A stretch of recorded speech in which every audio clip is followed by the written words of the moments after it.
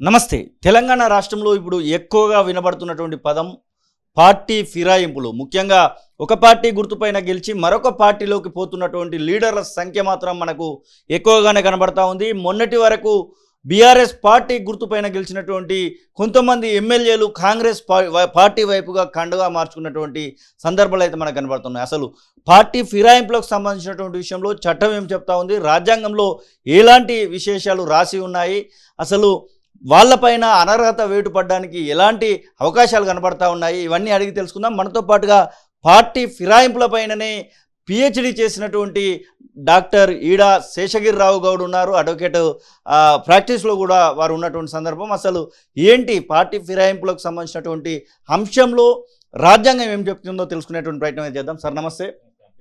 అసలు ఏంటి పార్టీ ఫిరాయింపులు ఈ మధ్యకాలంలో ఈ 10 రోజుల నుంచి అయితే చాలా ఎక్కువగా వినబడతా ఉన్నాయి. ఒక పార్టీ నుంచి ఒక పార్టీకి, ఇంకో పార్టీ నుంచి మరొక పార్టీకి, అధికారంలోకి ఉన్నటువంటి పార్టీకి ఇట్లా వస్తున్నటువంటి సందర్భాలు. అసలు పార్టీ ఫిరాయింపుల గురించి రాజ్యాంగంలో రాసినటువంటి అంశాలు ఏంటి అసలు? మొట్టమొదటిగా పార్టీ ఫిరాయింపుల చట్టం అనేది మనకి కాన్స్టిట్యూషన్ అంటే రాజ్యాంగంలోనే 10వ షెడ్యూల్లో చేర్చబడింది. అంటే మామూలుగా చట్టాలు చేసినటువంటి విషయం కాదు, రాజ్యాంగంలోనే 10వ షెడ్యూల్లో చేర్చబడింది. ఇది రాజీవ్ గాంధీ గారి టైంలో 1985లో 52వ రాజ్యాంగ సవరణ ప్రకారము మనకి చట్టం చేయటం జరిగింది. ఈ చట్టం ప్రకారం ఏంటంటే ఒక పార్టీలో గెలిచినటువంటి వ్యక్తి ఆ పార్టీలో కంటిన్యూ అవ్వాలా. ఒకవేళ అతను కనుక మారదలుచుకుంటే దానికి రాజీనామా చేసి మళ్ళీ పోటీ చేసి మాత్రమే చేయాలి. ఇది ఓవరాల్గా ఉన్నటువంటి కాన్సెప్ట్. అయితే దీంట్లో ఒక 2 ఎగ్జామ్షన్స్ ఇచ్చారు. ఆ ఎగ్జామ్షన్స్ ఏంటంటే ఒక పార్టీ నుంచి 1/3 అంటే 1/3 వంతు కనుక స్ప్లిట్ అంటారు దాన్ని. ఆ స్ప్లిట్ అయినటువంటి గ్రూప్ వాళ్ళు కనుక వాళ్ళు మారినా కూడా వాళ్ళు పార్టీ ఫిరాయింపుల కింద రాదు. అది ఒక ఎగ్జామ్షన్. రెండోది వచ్చేసి 2/3 majority of the people merge అవుతాయి. సో ఒకటి మెర్జరు, రెండోది వచ్చేసి స్ప్లిట్. ఈ 2 ఎగ్జామ్షన్స్ మాత్రం ఆ చట్టంలో మినహాయింపు ఇచ్చారు. అయితే ఇప్పుడు మనకు జరుగుతున్నటువంటి పరిణామాలు ఏమిటంటే ఇప్పుడు ప్రజెంట్గా ఇప్పుడు మీరు చెప్పినటువంటి పరిణామాలు తెలంగాణలో పర్టికులర్గా ఒక వ్యక్తి మారినా కూడా వాళ్ళు తీసేసుకుంటున్నారు. అది తప్పు. సో దీని మీద చాలా సుప్రీంకోర్టు జడ్జిమెంట్స్ ఉన్నాయి. దాని మీద చాలా మనకి లా అనేది ఎస్టాబ్లిష్ అయ్యి ఉంది. కాబట్టి ఈ విధంగా చేయడం అనేది 100% తప్పు. తెలంగాణ రాష్ట్రంలో ఇప్పుడు దానం నాగేందర్ కానివ్వండి, నిన్నగాక మొన్న సంజయ్ రావు జగిత్యాలకు సంబంధించినటువంటి ఎమ్మెల్యే కానివ్వండి, అంతకుముందు పోచారం శ్రీనివాసరెడ్డి గతంలో స్పీకర్గా పనిచేసినటువంటి వ్యక్తి, ఇట్లా చాలామంది పార్టీలు మారుతున్నటువంటి కండువలు మారుస్తున్నటువంటి సందర్భాలు కనబడుతూ ఉన్నాయి.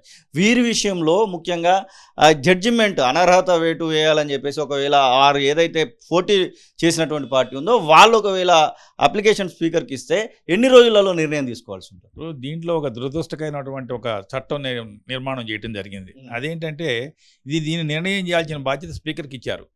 ఈ ఎమ్మెల్యే అర్హుడా అని చెప్పడం కోసం డిసైడ్ చేయాల్సిన స్పీకర్. ఈ స్పీకర్ జనరల్గా ఎవరికి అనుకూలంగా ఉంటాడు? అధికార పార్టీకే ఉంటాడు. ఆయన చేత ఎన్నుకోబడింది కాబట్టి ఇక్కడ కూడా ఇదే జరుగుతోంది. దీనికి సుప్రీంకోర్టు రీసెంట్గా ఒక జడ్జిమెంట్ మణిపూర్లో అసెంబ్లీలో జరిగినటువంటి ఇన్సిడెంట్ మీద ఇచ్చిన జడ్జిమెంట్లో 3 నెలల లోపల మీరు దీన్ని డిసైడ్ చేయండి అని ఒక రూలింగ్ ఇచ్చారు. దాంతోపాటు పార్లమెంట్ కూడా సలహా ఇస్తే ఏమన్నారంటే మీరు ఈ చట్టాన్ని కూడా మార్చాలని చెప్పారు. కాబట్టి ఈ విధంగా మనకు ముందు రోజులలో 3 నెలల్లో ఎట్టి పరిస్థితుల్లో ఆ పిటిషన్ డిస్పోజ్ చేయాలి. రెండోది స్పీకరే చేయాలి. ఈ స్పీకర్ ఇచ్చిన ఆర్డర్ మనకు అనుకూలంగా లేకపోతే హైకోర్టు తర్వాత సుప్రీంకోర్టు. ఇది మనకు ఉన్నటువంటి channelling.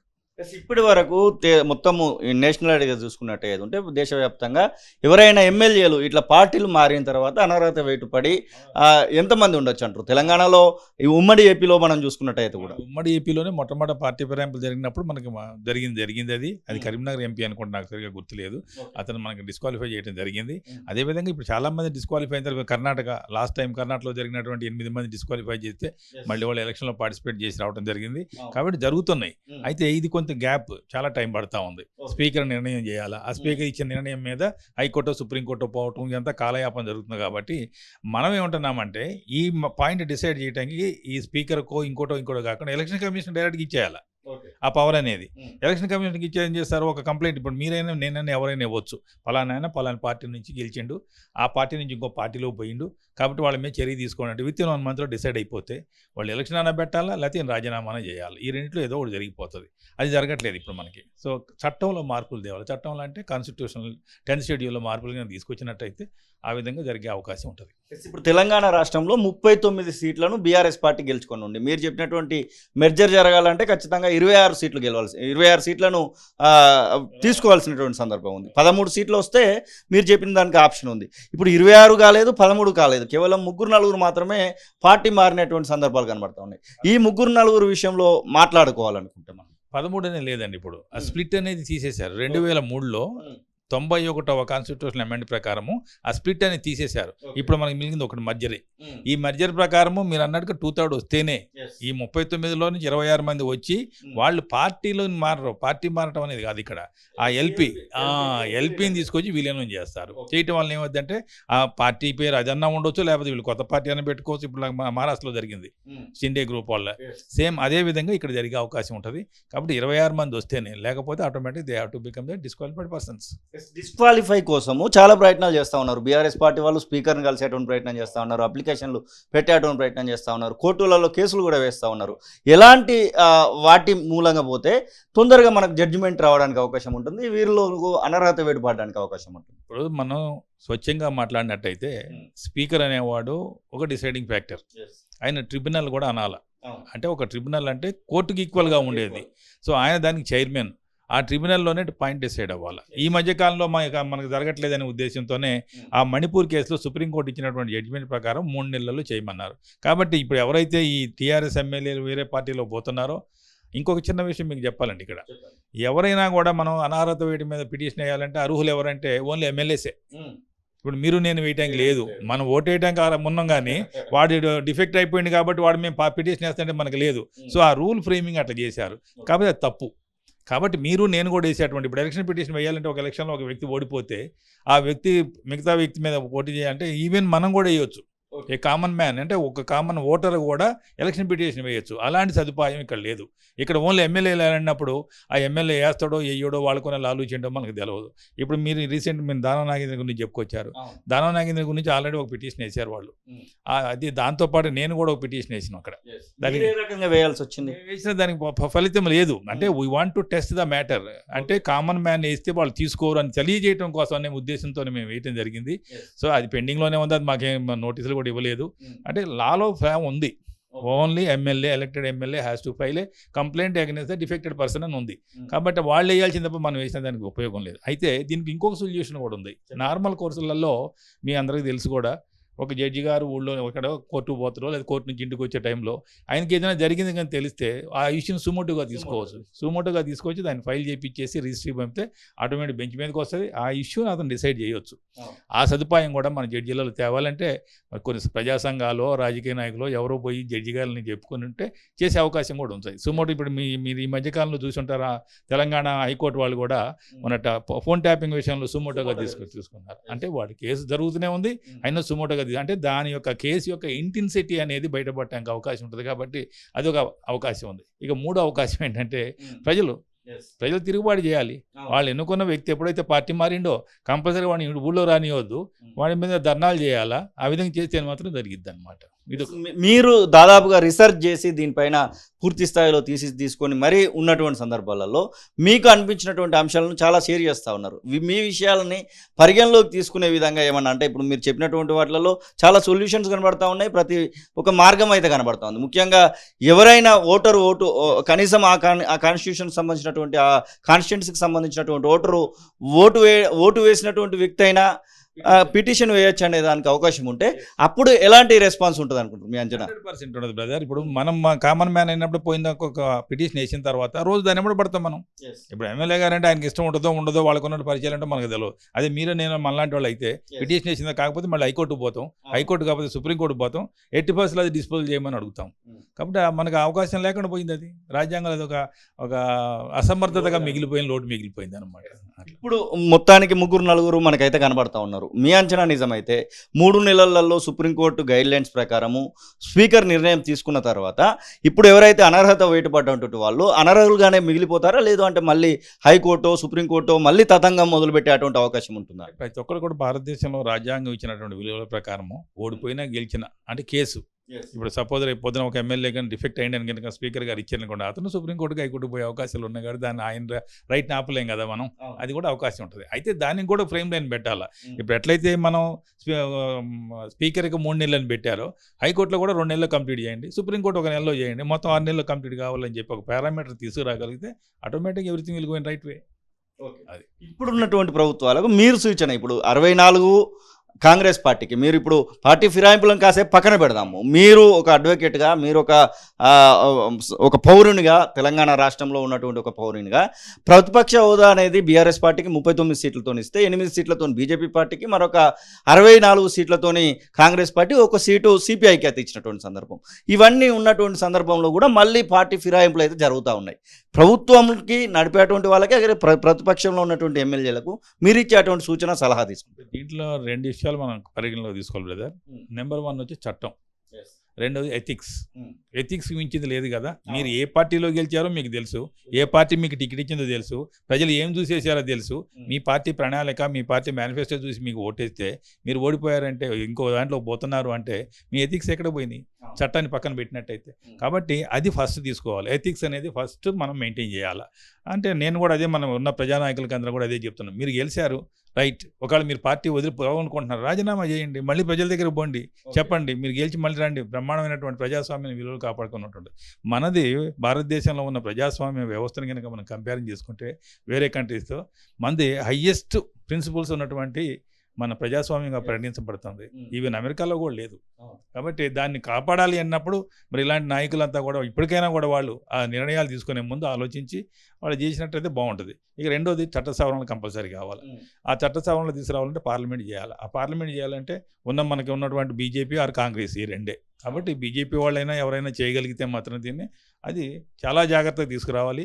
Once A person who elected for a particular party, if you want to shift for another party, he has to resign. This is only the fundamental rule పెట్టాలి. ఇంక దీనికి ఎక్కువ అక్కర్లే, దీనికి ఎవడో డిసైడ్ చేయక్కర్లే. వాడు ఇప్పుడు సపోజ్ ఎవడో దొంగ దొరికింది అనుకోండి సార్, తీసుకుపోయి పోలీసు వాళ్ళు పడేస్తారా, పడేయడా, దానికి ఏమైనా ఇంకా ఎక్కువ చేస్తారా? ఇన్ ద సేమ్ సిచ్యువేషన్ ఇది మాత్రం కాదా? ఏం తేడా ఉంది దానికి ఈయనకి? కాబట్టి దాన్ని ఆ విధంగా తీసుకురావడానికి ప్రయత్నం చేస్తే డెఫినెట్గా మనకి ఒక హైయెస్ట్ పొజిషన్ రావడానికి అవకాశం ఉంటుంది. మీరు చూసిన వాటిలలో మొత్తానికి డిఫికల్ట్ అంటే ఇలాంటివి జరిగి కూడా అనర్హత వేటుపడి కూడా స్పీకర్ నిర్ణయం తీసుకున్న తర్వాత కూడా మళ్ళీ వాళ్ళకు స్టే తెచ్చుకునేటువంటి సందర్భాలు ఏమైనా కనబడుతున్నాయి? ఉన్నాయి, చాలా ఉన్నాయండి. అది కూడా జరుగుతూ ఉంది. కాకపోతే ఏంటంటే ఫ్యాగ్ ఎండ్లో ఉంటుంది. ఇప్పుడు 5 నెలలకో 6 నెలలకో రిటైర్ అయిపోయే వాళ్ళు ఉంటారు, అంటే అసెంబ్లీ అయిపోయేది ఉంటుంది. అలాంటి వాళ్ళకి వచ్చినప్పుడు మాత్రం ఆటోమేటిక్గా వాళ్ళు కంటిన్యూ అవుతారు.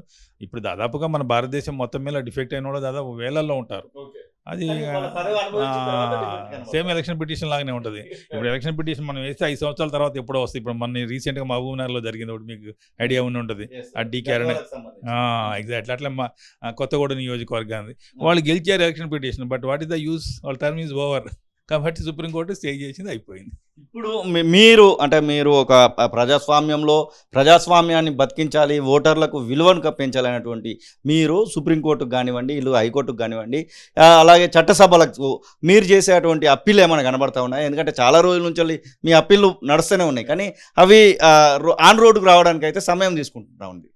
ఇప్పుడు దీంట్లో ఒకటే బ్రదర్, ఒక వ్యక్తిగా లేకపోతే మేము పెట్టిన చిన్న పార్టీ, ఆ పార్టీ ద్వారా పోవటం అనేది అంత సాధ్యమైనది కాదు మాకు. ఎందుకంటే గుర్తింపు లేదు, మాకు ఇంకా రాలే. అదే గుర్తింపు ఉన్నటువంటి టీఆర్ఎస్ పార్టీ వాళ్ళు స్ట్రైట్ అవే వాళ్ళు 32 కింద సుప్రీంకోర్టులో వేయాలి. అంటే ఇక్కడ జరుగుతుంది ఏంటంటే ఇదే పని ఆయన కూడా చేశాడు కదా, కాబట్టి యూ కెనాట్ మేక్ అన్నట్టు అయిపోయింది. కాబట్టి అతను దానికే వస్తుంది, కాబట్టి ఆయన కూడా వెనకపోతున్నాడు. కాబట్టి దీనికి ఒక సామాజిక స్పృహ ఉన్నటువంటి వాళ్ళు, లేకపోతే కొంచెం ఇంకా దానికి సరిపోయినటువంటి రిటైర్డ్ జడ్జెస్ ఆఫ్ సుప్రీంకోర్టు వాళ్ళు వేస్తే దానికి ఒక ఇంపాక్ట్ వస్తుంది.